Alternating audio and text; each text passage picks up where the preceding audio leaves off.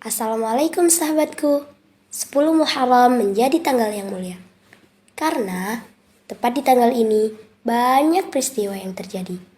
Salah satunya Allah Subhanahu wa taala menyelamatkan Nabi Yunus dari ikan paus. Yunus ibnu Matta adalah nabi yang Allah utus untuk mendakwai 100.000 lebih penduduk negeri Minawah yang menyembah berhala, matahari, pohon, bahkan benda-benda mati lainnya. Quran Surah As-Saffat ayat 147. Bertahun-tahun Nabi Yunus alaihissalam mengajak kaumnya untuk menyembah Allah Subhanahu wa taala. Wahai kaumku, janganlah kalian menyembah mereka. Sesungguhnya mereka hanyalah sebongkah batu yang tidak bisa memberikan manfaat. Hanya Allah lah Tuhan yang patut kalian sembah. Diam saja kau Yunus. Kau bisa berkata seperti itu karena kau bukan keturunan dari nenek moyang kami. Iya, benar. Ini adalah ajaran dari nenek moyang kami.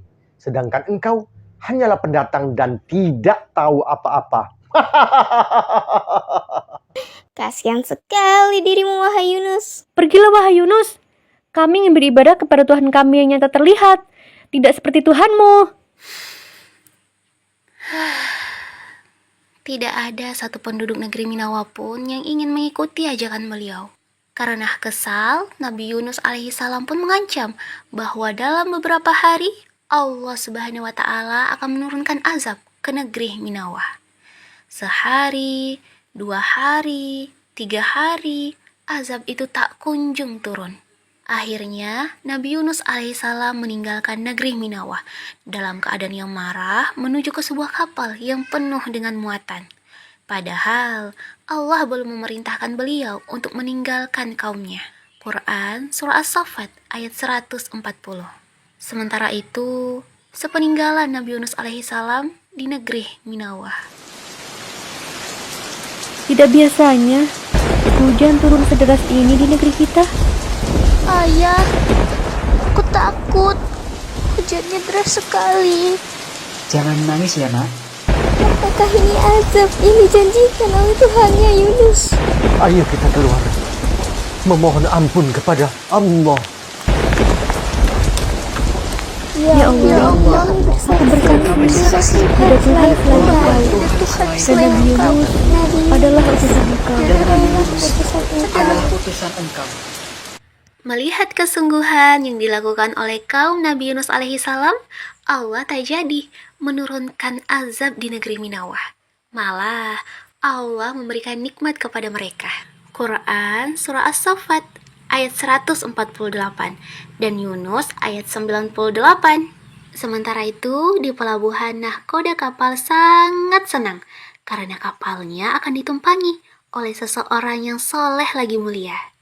Namun, di tengah perjalanan, tiba-tiba Sepertinya sebentar lagi akan terjadi badai. Lihat, hujan pun mulai turun. Aduh, bagaimana ini? Kita harus apa? Maaf tuan-tuan, sebaiknya kita membuang barang ke lautan agar kapal ini tidak tenggelam. Baik, Tuan. Kami sudah membuang semua barang kami. Bagaimana keadaan kapal sekarang? Aduh, beban kapal ini masih sangat berat. Salah satu penumpang di antara kalian harus turun dari kapal ini. Apa? Bagaimana kalau kita melakukan undian saja, biar lebih adil? namun setelah mereka melakukan 3 kali undian, tetap saja nama Nabi Yunus alaihissalam lah yang keluar. Tidak mungkin dia. Aku yakin dia adalah orang baik. Betul, dia pun seorang nabi. Coba ulang lagi undiannya. Iya, aku setuju. Iya, betul. Sudahlah tuan-tuan, tidak perlu dilakukan ujian kembali. Saya ikhlas dengan keputusan ini. Saya akan turun dari kapal agar tidak tenggelam. Insya Allah, ini adalah takdir saya. Ya Allah, ini adalah balasan atas sikap mewujud hamba yang tidak sabar dalam menghadapi kaum hamba. Ampunilah hamba ya Allah. Quran Surah As-Saffat ayat 141. Nabi Yunus alaihissalam pun segera melompat ke dalam lautan. Dan segera saja seekor ikan paus raksasa menelan tubuhnya. Namun atas perintah Allah Subhanahu wa taala, ikan paus raksasa itu sama sekali tidak menggigit tubuh beliau. Quran Surah As-Saffat ayat 142.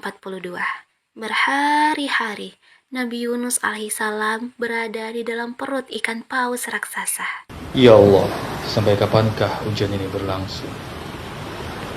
Wahai Nabi Allah Yunus, mohonlah ampun kepada Tuhanmu dengan zikir La ilaha illa anta subhanaka inni kuntu minal zalimin. La ilaha illa anta subhanaka inni kuntu minaz zalimin. Quran Surah Al-Anbiya ayat 87 hingga 88 dan As-Saffat ayat 143 hingga 144.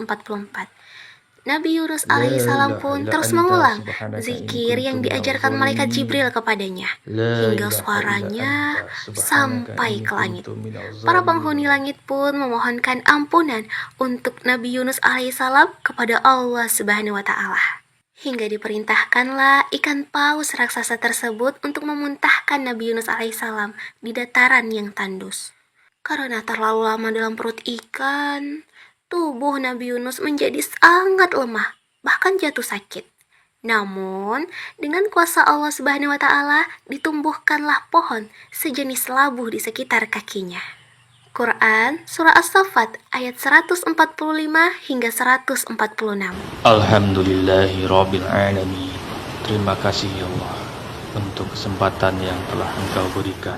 Setelah merasa pulih, Nabi Yunus alaihissalam pun memutuskan untuk kembali kepada kaumnya. Hore! Alhamdulillah, Nabi Yunus telah kembali. Nabi Yunus belum mengetahui bahwa seluruh penduduk negeri Minawah telah beriman kepada Allah Subhanahu wa taala. Masya Allah, sahabatku. Dari kisah Nabi Yunus, banyak sekali ibrah yang dapat diambil. Bertaubat, kesabaran, dan keimanan. Semoga bermanfaat. Barakallahu fikum.